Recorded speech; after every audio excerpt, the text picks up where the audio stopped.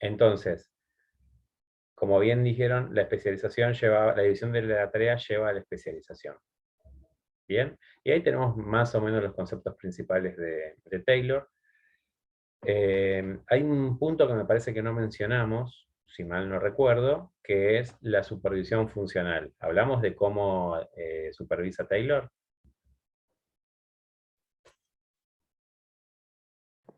Que existía un capataz para cada tarea determinada. Bien, Sí. ahí va. Había un supervisor para cada tarea. Sí, hablamos entonces del tema, ok.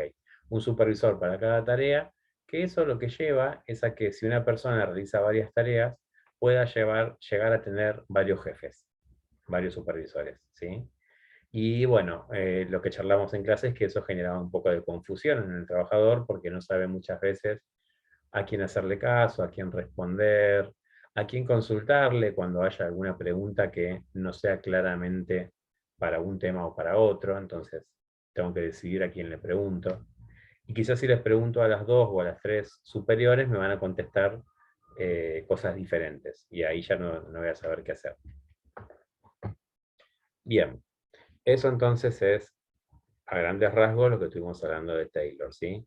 Tienen que Profe, profundizar. Taylor era que decía que el obrero era un hombre económico. Sí, lo mencionamos hace un ratito. Ujú. Em, es importante que estos temas los profundicen con la lectura en el libro, ¿sí? No alcanza solamente con lo que estamos charlando en clase, les aseguro que no alcanza en absoluto con lo que ustedes me acaban de decir. Traten siempre de dar las respuestas, vieron que las respuestas salieron medio como a tirabuzón, y no porque no las sabían, sino porque como que van diciendo de a poco. Entonces, traten de armar una respuesta completa, ¿sí? Si hablamos de qué es la división del trabajo es esto, esto, esto y esto. Tratar de formar una respuesta más armada, que eso los va a ayudar el día del examen a armar respuestas un poquito más concretas. Una de las grandes falencias que observamos en los exámenes tienen que ver con la forma en la cual expresan una respuesta y que muchas veces se quedan cortos, o sea, contestan lo mínimo indispensable y no desarrollan el tema. La bibliografía y la lectura son para desarrollar temas, son para poder enriquecerse ustedes y poder hablar más acerca de ese tema. No alcanza solamente con lo que estamos mencionando en clase, porque si no sería repetir lo que está diciendo el docente y nada más. Y no es lo que buscamos, ¿sí? Es importante la lectura. Y tengan en cuenta además que se van sumando capítulos. Hoy vamos a ver a terminar de ver el capítulo 3 y vamos a ver ya el capítulo 4. Es decir, que cada clase se van a ir sumando uno o dos capítulos más. Si dejan todo para el final, la lectura se les va a acumular y va a ser mucho. ¿Bien? Bueno. ¿Dudas acerca de Taylor? ¿Dudas acerca de algo que hayan leído?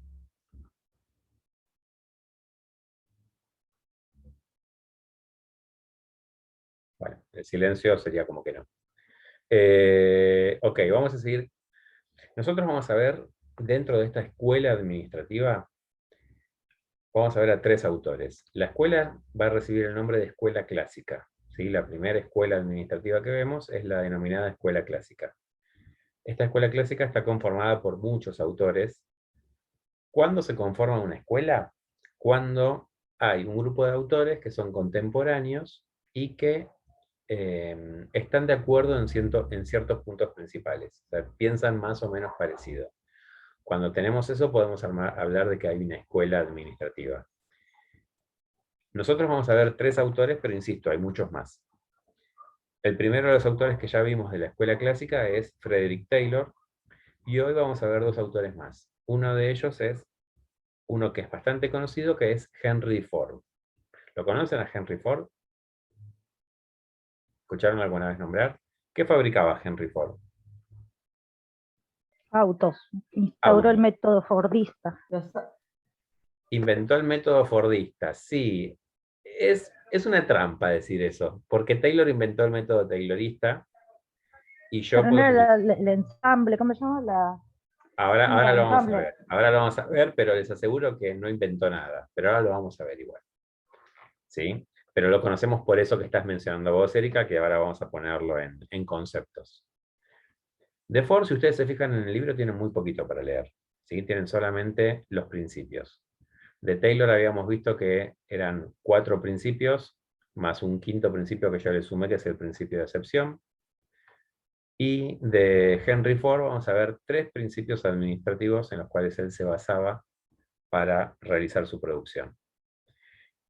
El primero de estos principios es el llamado principio de intensificación, que a mí me gusta cada uno de los principios relacionarlos con una palabra. Y en este caso la palabra sería el tiempo. La intensificación implica aumentar los tiempos de producción para lograr que el producto esté la menor cantidad de tiempo posible en nuestro poder, es decir, que entre que tengo la materia prima y el producto está terminado, pase el menor tiempo posible. Eso se logra a través de la intensificación. El segundo principio que menciona Henry Ford, que va ligado al primero, es el principio de economicidad. Este ya tiene que ver con el dinero, no tiene que ver solamente con el tiempo, sino que es una conclusión del tiempo. Y es lo siguiente, la economicidad implica que lo que intentaba hacer Henry Ford era producir un auto de manera tan rápida que antes de tener que pagarle a un proveedor, ella estaba cobrándole a un cliente el valor del auto. Una regla administrativa, una regla en realidad de finanzas, que ustedes van a ver en cualquier organización, en cualquier trabajo, es que uno siempre tiene que intentar pagar pagar a largo plazo y cobrar a corto plazo. Los pagos uno tiene que intentar patearlo lo más lejos posible, ni hablar en una época de inflación, y las cobranzas las tiene que tratar de lograr lo más rápido posible. Cuando es muy raro que una empresa les diga, ustedes quieren comprar algo y le diga, no, no, en efectivo mejor no me pagues. Eso no va a suceder. Sí les puede decir, bueno, mira, no me pagues con tarjeta, si me pagas con tarjeta tiene un recargo. ¿Por qué? Para incentivar el pago en efectivo, para incentivar el pago en el momento.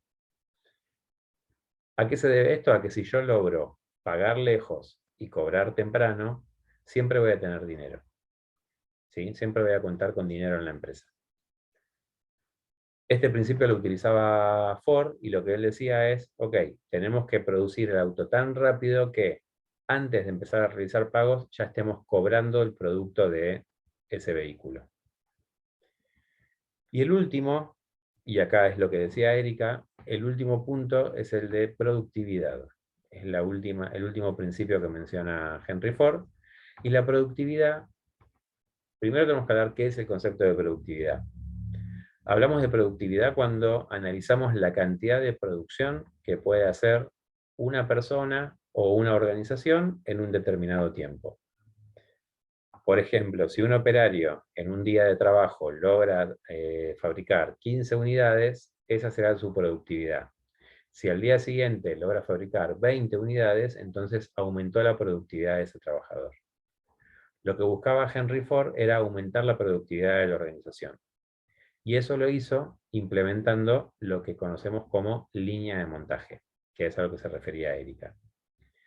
¿La línea de montaje qué es? Bueno, básicamente es una cinta transportadora, como las que tenemos en el supermercado, en las cajas del supermercado, en la cual el producto se coloca encima de la cinta, los trabajadores van a estar cada uno en un lugar determinado, cada uno va a estar siempre en el mismo sitio con sus mismas herramientas. Esto ya le da un orden al trabajador, ¿sí? No va a tener que estar buscando dónde están las herramientas porque está siempre en el mismo lugar.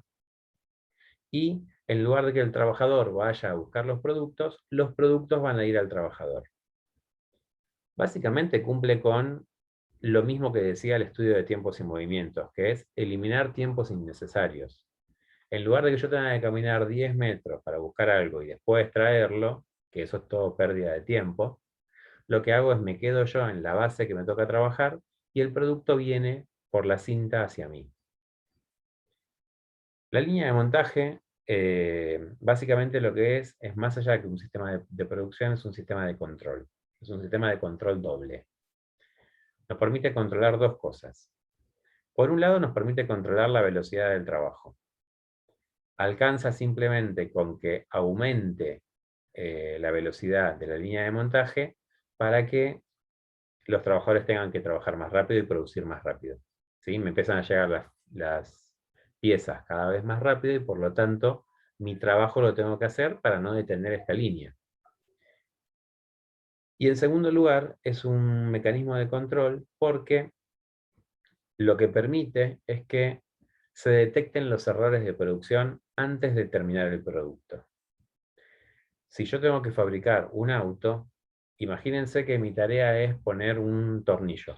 ¿Sí? Acuérdense que hay división del trabajo, o sea, toma todo lo mismo del taylorismo, divide el trabajo en tareas sencillas, y mi único trabajo es poner siempre un tornillo en una parte determinada. Viene el motor, y cuando llega yo le tengo que poner el tornillo. Resulta que 2 o 3 estaciones antes de que el producto llegue a mí, hay un compañero que es el encargado de hacer el agujero para que yo pueda colocar el tornillo. Si a mí me llega una pieza y no tiene el agujero para colocar el tornillo, yo no puedo hacer mi trabajo. Por lo tanto, tengo que frenar la línea de montaje. Tengo que decir, acá hay un error. ¿Por qué? Porque la persona que tiene que hacer el agujero no lo hizo. Entonces se vuelve el producto para atrás, a la base que correspondía. De otra manera, yo este error quizás lo detectaría cuando tenga el producto terminado, o quizás no lo detecte nunca y me terminen devolviendo el producto porque falló y era porque faltaba este tornillo. ¿Se entiende? Entonces, que sea secuencial permite también un control acerca de la producción. Yo necesito el trabajo de un compañero para poder seguir trabajando. Entonces, si ese trabajo está mal hecho, yo no puedo hacer el mío. ¿Bien? ¿Hasta ahí se entiende? Bueno, perfecto. Esos son los 3 principios que ustedes tienen que estudiar de Henry Ford. A mí cuando hablamos de Fordismo me gusta extender un poco más el tema, esto no está en la bibliografía, pero me parece que es importante que ustedes conozcan un poco más acerca de Henry Ford. Taylor es conocido hoy en día porque hizo hincapié principalmente en la producción, en la fábrica. Vieron que todo lo que habla la ORT tiene que ver con cómo fabricar, con cómo producir un determinado bien.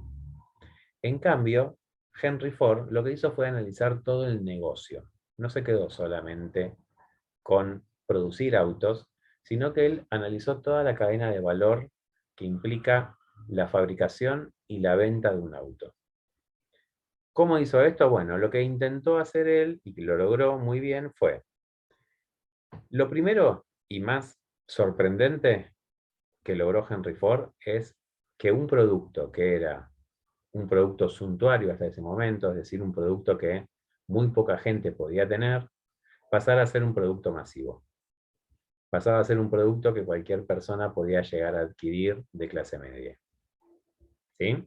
Antes era un producto solo para pocos. El hecho de que sea un producto solo para pocos implicaba que se vendían pocos autos. E implicaba que el valor de los autos era muy alto. Entonces, lo primero que hizo Henry Ford fue reducir los costos de producción a partir de aumentar la cantidad de producción. ¿Cómo se entiende esto? Cuando uno va a poner el precio de un producto, ustedes saben que el precio de cualquier producto se pone a partir del costo que tiene. ¿Sí? Si a mí fabricar algo me sale 10 pesos, el precio de venta tiene que ser mayor a 10 pesos. Claramente, si no, estoy perdiendo plata. Y además, la diferencia que haya entre el precio y el costo va a ser lo que yo gano. ¿Sí? Fabrico algo, me sale 10 pesos, lo vendo a 15, gané 5. ¿Bien? Bueno, lo que hizo Henry Ford es decir, voy a aumentar de manera masiva los niveles de producción. ¿Para qué? Para lograr que los costos, que no son exclusivos del producto, sino que son los denominados costos fijos, se dividan entre mayor cantidad de productos. Imagínense esto, ustedes alquilan un local, ¿sí? Alquilan un local para fabricar sillas. y fabrican una silla por mes. Esa silla única que logran fabricar en el mes, el valor que tiene que tener es el valor de los materiales que me costó la silla, de la mano de obra que llevó esa silla, y además el alquiler del local. Si yo no cubro el alquiler del local, no lo puedo pagar. Entonces sería una silla bastante cara. ¿Estamos de acuerdo? ¿Qué es lo que hizo Henry Ford? Bueno, en lugar de fabricar una silla, el alquiler te sale 20.000 pesos. El valor de la silla tiene que ser superior a 20.000 pesos. Bueno, llevémoslo a un auto. El alquiler del galpón te sale 20.000 pesos, el valor del auto tiene que ser mayor de 20.000 pesos. Entonces, en lugar de fabricar un auto al mes, fabriquemos 20.000. De esa manera, la injerencia que tiene el alquiler, o sea, el costo fijo, en el valor del auto, es de $1. ¿Se entiende? ¿Me siguen hasta ahí?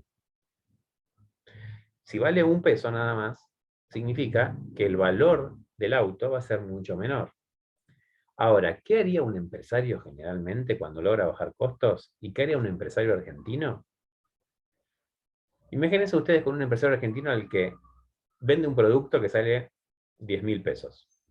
Y ustedes encuentran una manera de que él reduzca muchísimo el costo. El costo era de 6.000 y pasa a ser de 1.000. ¿Qué es lo que hace un empresario argentino? Sigue vendiendo el producto de 10.000 pesos, sigue con el mismo valor del precio, pero lo que aumenta es su ganancia. Ahora gana 9.000 con cada venta. ¿Qué es lo que hizo Henry Ford? Bajó el precio del auto. Si él no buscó ganar más con cada auto, buscó ganar lo mismo con cada auto, pero lo que buscó es vender muchos autos. Y de esa manera ganar mucho dinero. Tan inteligente fue la estrategia de venta de Henry Ford que le vendía los autos a sus propios empleados. Entonces los empleados compraban un Ford. Cierra por todos lados eso. ¿Por qué? Primero, es un pago seguro. Es un pago seguro. ¿Por qué es un pago seguro? Y porque yo al empleado, el valor del auto se lo voy a descontar en cuotas del sueldo. Entonces no tengo posibilidad de que no me pague, salvo que lo eche. Si no, no tengo chance de que no me pague, porque yo mismo se lo estoy descontando. Segundo lugar, estoy haciendo publicidad gratis. ¿Por qué? Porque el tipo va a salir de la fábrica con un auto Ford. Y todo el mundo va a ver que un empleado de una fábrica logra tener un Ford. Y en tercer lugar, el auto me lo paga 2 veces. Porque me lo paga al valor que le voy descontando todos los meses, y además me lo pagó con su trabajo, porque ese auto lo fabricó él. Me está pagando por algo que él mismo hizo. Cierra por todos lados. Terrible. Lo que logró Henry Ford es que una producción normal de automóviles, que podía ser de 300, 500, 800 automóviles por mes, para que ustedes tengan una idea, lo llevó a 800.000 automóviles por mes. Ese es el salto de producción que genera la línea de producción. Bien, esta línea de montaje que él armó. Que, ahí es lo que le decía hace un ratito a Erika, no es un invento de Henry Ford. La línea de montaje se utiliza desde hace muchísimos años. Yo cuando cursaban de manera presencial siempre les daba un texto que se llamaba Arsenal de Venecia, que es, en el año 1300 se utilizaba una línea de montaje para fabricar barcos de guerra. 600 años antes que Henry Ford. Y funcionaba exactamente igual, lo único que en lugar de una cinta transportadora era un río por el cual se iba armando el barco. Pero era el mismo funcionamiento que la línea de montaje de Ford. Por eso digo, no es que Ford inventó algo, sino que lo llevó a un producto y logró aumentar la producción de una manera abismal. Lo último, en cuanto a una de las cosas que hizo Ford, fue observar toda la cadena de valor del producto y apropiarse de toda la cadena de valor. ¿Qué significa esto? Si él tenía que comprar un tornillo para fabricar el auto, después de un tiempo dejó de comprar el tornillo y lo empezó a fabricar él. De esa manera, el valor de cada tornillo es más barato. vuelve a reducir costos. ¿Por qué? Porque si yo le compro el tornillo a otra persona, estoy pagando el costo de fabricar un tornillo más lo que la otra persona gana. Si lo fabrico yo, solamente pago el costo de la fabricación. Eso es crecer la cadena de valor hacia atrás, es decir, un paso antes de la parte que me corresponde a mí, que es la de fabricar autos. Y también hizo que crezca la cadena de valor hacia adelante. ¿Qué quiere decir esto? Que todos los autos de Ford se vendían en concesionarias de Ford. Entonces no es que él se lo daba a un tercero para que lo venda. Vieron que muchas veces uno escucha en la tele que, por ejemplo, el precio de las verduras, de la carne, de la leche, en realidad tendría que ser mucho más bajo. Y lo que aumenta el precio es la cantidad de intermediarios que hay. ¿Por qué? Porque cada intermediario tiene que tener su propia ganancia. Entonces, cuando yo llego al precio final, estoy pagando la ganancia de un montón de personas que pasaron en el medio. Ford lo que hizo, al vender él sus propios autos, es eliminar intermediarios y de esa manera bajar el precio del producto. ¿Sí? Esta era la visión global que tenía de negocio Ford, que es algo por lo que más se destaca, mucho más que por los 3 principios que tenemos para estudiar en el libro, ¿sí? Pero me interesa sí que tengan la idea general de cómo trabajó y de cómo tuvo una visión de negocio distinta a los demás, sobre todo en la época que lo hizo. Bien, ¿alguna duda de Henry Ford? ¿Queda claro? Tenía sus cosas buenas, tenía sus cosas malas, ¿eh? Como tenía esa visión de negocio, también era un tipo muy cabeza dura. Hay un montón de anécdotas acerca de Henry Ford que lo marcan como una persona muy autoritaria. Los hijos en un momento, cuando vieron que la competencia empezó a fabricar otros autos, le recomendaron empezar a fabricar autos de otros colores, porque Henry Ford vendía el Ford T, y el Ford T era de color negro, y solamente negro. Y cuando los hijos de Henry Ford le dijeron de vender autos de otros colores, Henry Ford le contestó, sí, sí, no hay problema, vamos a vender autos de otros colores, siempre y cuando sean negros. O sea, así de testarudo era el tipo, pero bueno, tenía también su visión de negocio que era muy importante. Bien, bueno, con esto damos por cerrado a Henry Ford y vamos a pasar al último de los autores clásicos que vamos a ver en la materia.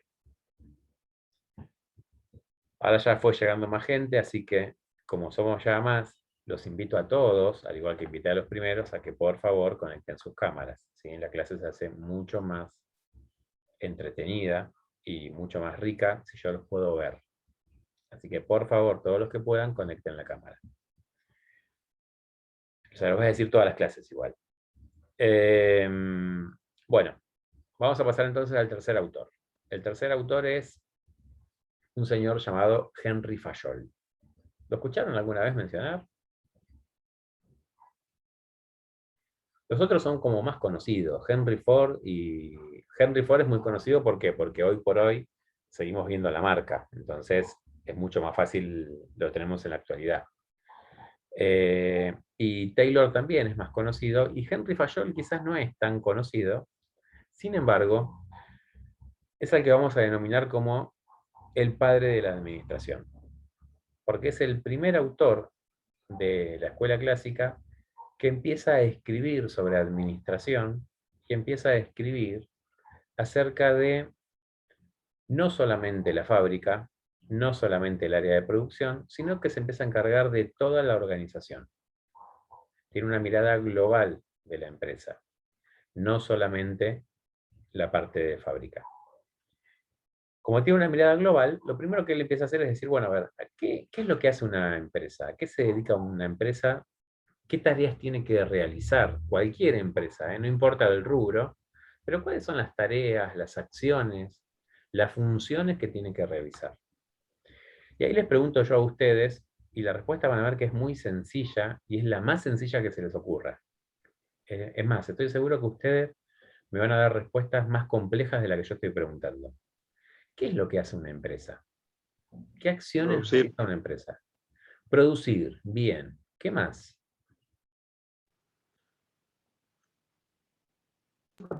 Organizar. Organizar no es una función exclusivamente de la empresa, y vamos a algo más sencillo todavía. Es de la línea de lo que dijo Gastón, es de la línea de producir. Fabricar. Llegar al producto final, Gestionar, al vender, objetivo. Más fácil todavía. A ver, les hago esta pregunta. Un Producir, servicio. producir, ¿para qué produce una empresa? para vender. Para vender. O sea que la acción es vender. Miren qué sencillo que era. Le había Una- dicho. Sí, sí. Una organización produce, una organización vende. ¿Qué más hace? Para producir tengo que tener materiales. ¿Cómo consigo los materiales? Comprando. Administrando. Comprando. Entonces, compra, vende, produce. Y falta algo muy importante. ¿Para qué quieren vender ustedes? Para ganar. ¿Y cómo ganan?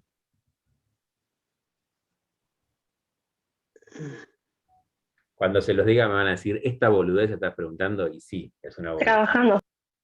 No, no vamos a esa parte todavía. ¿Cómo Compra, produce, vende. compra, produce, vende? ¿En qué momento gana? Cuando captura a los clientes. ¿Cuándo? Cuando captura a los clientes. ¿Y Cuando llama la para, atención de los clientes. para qué factura? No, Cuando captura. le cobran los clientes por el producto. Para que le compren. Sí, ¿y para qué? Cuando Para cobrar. Ustedes están vendiendo y no están cobrando. ¿Sí? Miren qué simple que es. O sea, si uno vende, tiene que cobrar. Cuando vean contabilidad, en contabilidad van a ver que están muy marcados los momentos y que son distintos. El momento de la venta, cuándo se produce la Compra y venta, venta, ¿no? y el ¿O no? momento del cobro de la venta, que puede ser Ah. 2 años después o nunca. En contabilidad hay una cuenta que es deudores incobrables, que es, nunca le logré cobrar, pero le vendí. Yo tuve contabilidad en la secundaria y estamos marcados. Bien. Y en contraposición de cobrar, ¿cuál sería? Cuando compran, ¿qué hacen? Gastar. Gastar. ¿Y qué sería gastar? Se endeuda. Bueno, algo así. No sé. Pagar, básicamente. Invierte. Básicamente pagar. Bien, Paola, bien. Es muy básico lo que les estoy diciendo, es bien básicamente. Exacto. Comprar, vender, pagar, cobrar, producir. Bueno, hablamos de contabilidad. Mantener también una contabilidad. La contabilidad sirve para qué? Para saber qué es lo que tengo, qué es lo que me falta, qué es lo que necesito. Tener un control de las cosas a partir de tener información acerca de las cosas. A todas estas cosas que hace una empresa, Henry Fayol les pone nombre. Y él dice que son funciones de la organización. Y menciona que una organización tiene 6 funciones básicas. Si ustedes se acuerdan qué es lo que hace una empresa, que es lo que estuvimos hablando recién, van a poder llegar a deducir las funciones.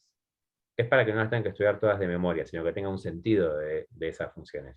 Son 6. Hablamos de producir, fue lo primero que dijo Gastón y que estaba muy bien. Bien, la función de producir, Henry Fayol le pone el nombre de funciones técnicas. Al cobrar y al pagar lo llama funciones financieras. Al vender y comprar lo va a llamar funciones comerciales. Al obtener información para tomar decisiones lo va a llamar funciones contables. Hasta ahí van 4. Yo veo que están todos tomando nota. Miren que esto está tal cual en el libro. Les aviso nomás que lo tienen ahí. Y son en un renglón cada cosa. A continuación, la quinta función es funciones de seguridad, que tienen que ver con el resguardo tanto de las personas como de los bienes dentro de la organización. Y hay una sexta función, que es la que él denomina funciones administrativas, que tienen una particularidad. son las funciones que coordinan a las otras 5 funciones. Y por lo tanto, están por encima de las otras 5 funciones. ¿Qué es lo que está diciendo Henry Fayol con eso? Por un lado, que todo lo que Taylor estudió es solamente funciones técnicas. Taylor decía que lo más importante en una organización eran los ingenieros, que eran los que pensaban. Henry Fayol está diciendo no. Los ingenieros son una parte porque son los que manejan las funciones técnicas. Lo más importante son las funciones administrativas, que están por encima de los ingenieros. Henry Fayol, básicamente, les estaba dando trabajo a todos los que estudian la licenciatura en administración. Estaba poniendo al administrador como el eje principal de una organización. Bien, por eso es que decimos que es el padre de la administración. Yo sé que muchos de ustedes no siguen la carrera de administración, pero, bueno, nada, es lo que nos toca. Se nos está por cortar el Zoom, así que salimos, entramos de vuelta y continuamos con este tema.